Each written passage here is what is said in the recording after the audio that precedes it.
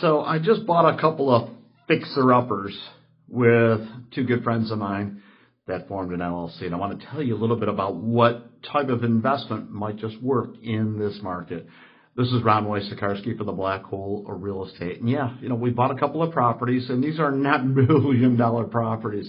As a matter of fact, they're on the inexpensive dollar menu type of properties, but they needed a lot of work.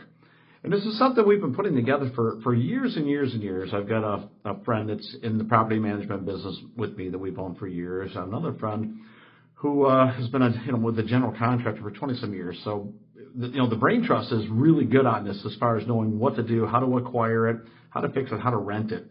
And there's a book out there called the BRRRR Method. So it's buy, renovate, rent, refinance, and then repeat. And that's what we're doing. So we're not really flipping properties per se, although we could when they're all done. Our longer-term vision is just to do what the book says, is to acquire properties and get them renovated, get them nice looking, get them rented out to good people, and then refinance them, wash, rinse, and repeat, and keep doing it. And over time, that's a strategy that could work. And when you make these purchases, for me, it can be timeless, because if you're buying it in such a way that you are able to rent it out, maybe to an underserved market, part of that feels good. Seeing a property revitalized, we're going to pay more taxes. That will help out our community. By the way, it helps ourselves too. We're not doing this for nothing, and it's not a charity. But we're also not flippers. And the margins are different, because when you're flipping, you've got to go in, you've got to get it at a super low price. You've got to be able to have the ability to renovate it and then sell it for a profit. And keep in mind, those taxes are due. They're short-term capital gains. So whatever your income level is, if you're at the 10% income level, which I don't think you're at if you're flipping, if you're in a 25 or 30% bracket, you make 30 grand, $7,500 might be right back out the window. So the margins are super thin right now. And this is the reason that if you have a listing on the market, you're getting all these, what you term lowball offers, is because all the wholesalers, investors, and flippers are all chasing the same rabbit. They have to buy something super low. They have to renovate it super cheaply. And I'm not saying cut corners, but they have to do it super cheaply.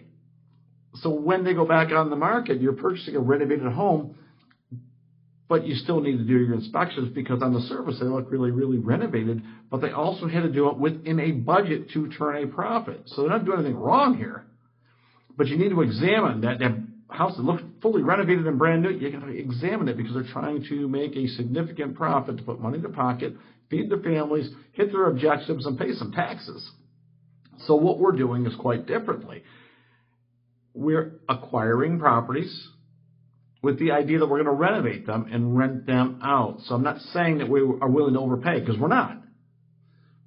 But our margins are differently. We can say yes to a deal that a flipper can't say yes to, because as long as it fits the profit margin to rent it out, turn a profit, and run a successful business, we can look at that.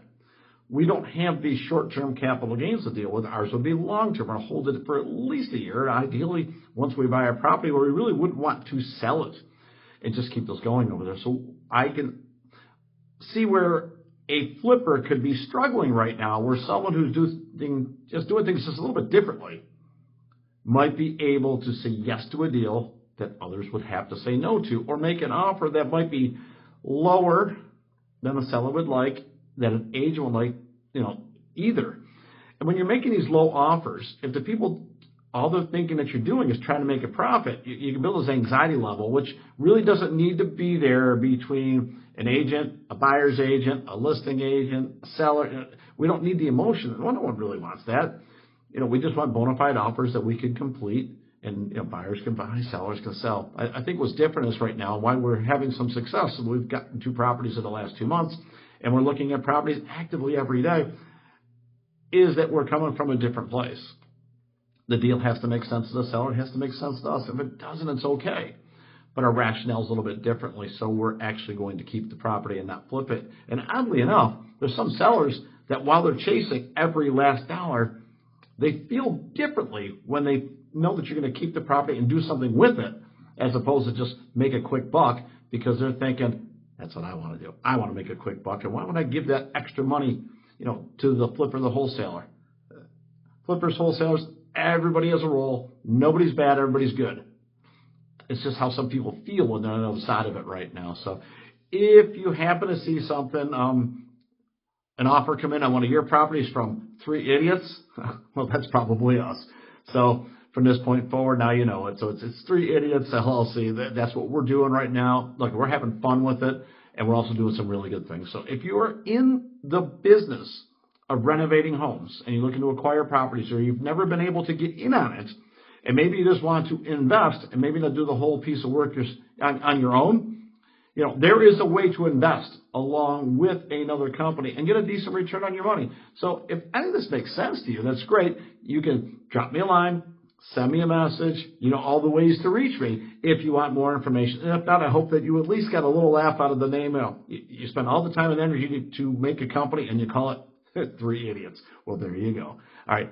If you got questions, ask us. Definitely hit the subscribe button. And if you want to get involved, let us know. This is Rob Wojciechowski for the Black Hole of Real Estate.